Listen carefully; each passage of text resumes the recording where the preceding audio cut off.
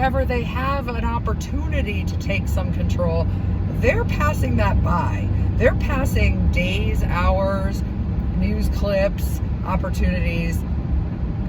They're passing it all by. I don't understand why the heroes have to be some random. Welcome to Massachusetts.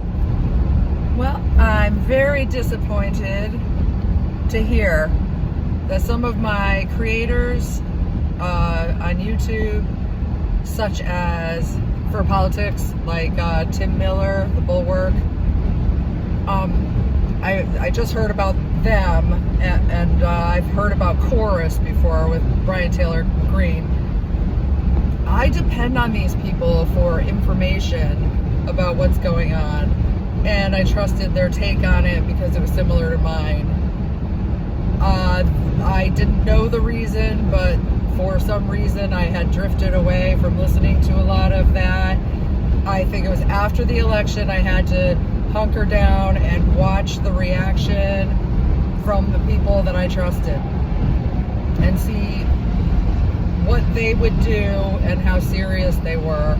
For the most part, I was pretty disappointed that it was almost like carry on, like as if it's nothing, like almost like it was sports and our team lost, and so it's like, well, we have to take this well and we have to go home and maybe we'll get it next time, or maybe we just suck. Like almost like a weird sports mentality about the whole thing, and not the total devastation that you have. It's not, for this one, it wasn't the one election, one outcome, like, and then it's over. Once somebody wins from that outcome, the things that they do and the policies they put on all of us are ours to deal with, and it's not a game. It's like as if your favorite team just kept playing and playing and playing, and you had to go through the ups and downs with your favorite team as the game went on. And you have a volatile team, a stupid team, a dangerous team, one that they're only in it for themselves, selfish team, a behind the scenes betting team. Then the game goes on for year after year. So it's not sports. And just the fact that pundits get on and talk about it like it is, that's what is bothering me. I just knew that after the election I had to let a lot of these go that I was going to for information. A lot of the information was correct, but it turns out they were leaving a lot out.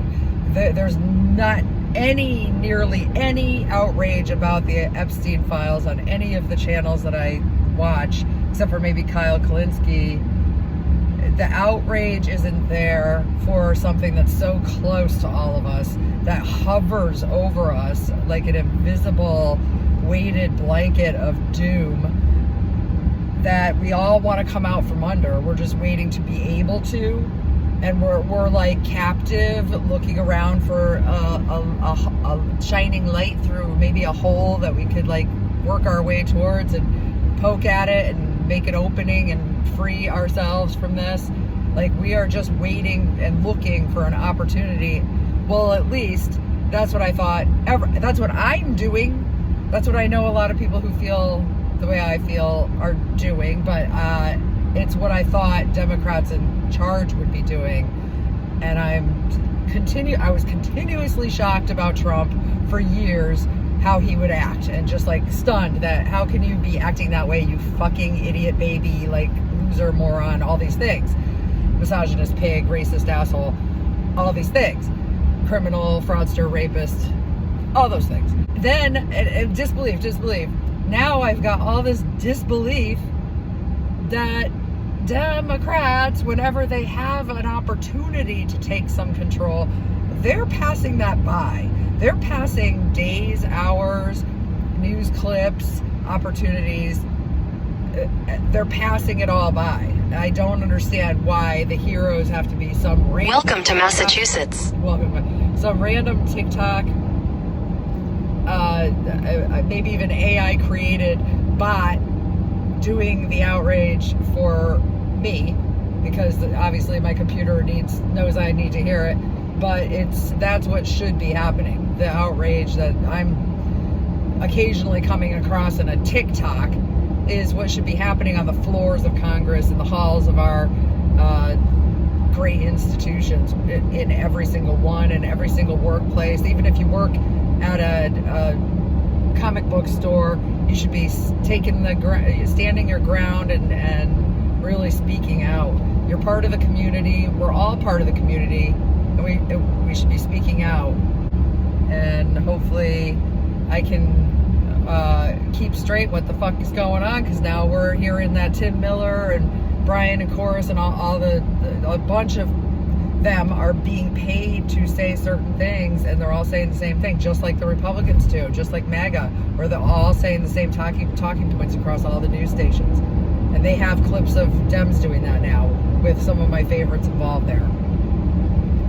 It's really unfortunate, but I'll update you on that if anything changes or if I find out anything. I'm gonna try to look into it. This one might be a hard thing to look into, considering I want to give the news about news by looking up news in a news format, like Google or something. Like, just trying to get to it might be a little difficult, but I'll try to figure it out. And among other things, I'm going to figure it all out. We're going to go over everything again. We'll do a timeline starting like 12 years ago and just kind of walk through what's been going on for anyone who's younger, just kind of joining and trying to figure out themselves, like, what did happen during my childhood when my parents seemed to be acting a little weird about this guy Trump. So I want to start from my perspective and how it happened.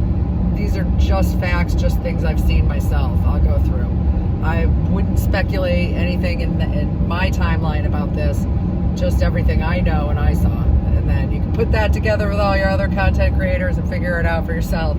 But my perspective is one where I was paying attention the entire time, very relentlessly, thoroughly paying attention to what's going on. Also hanging out with somebody who I thought was a Democrat and came out as MAGA during the time. And so had some firsthand exposure to it, and I'll go through that whole part of the timeline too. Then from this, we'll have reasons why things happen, why people are calling it a cult and using words like brainwashing, religious bigotry, and just a bunch of things that you may not understand. Like, if you don't see it every day, then why does the word Nazi pop out now like it's nothing, when in school you learned just how evil that is? Now it just seems out of control to call our own neighbors that. So we're calling people just that are following a political party Nazis, and that seems wildly extreme. And I'll just go over how that all came to be and how true it is in the future. But for now, have a great summer, and hopefully I'll be back with some more information from my perspective. So that's politics today.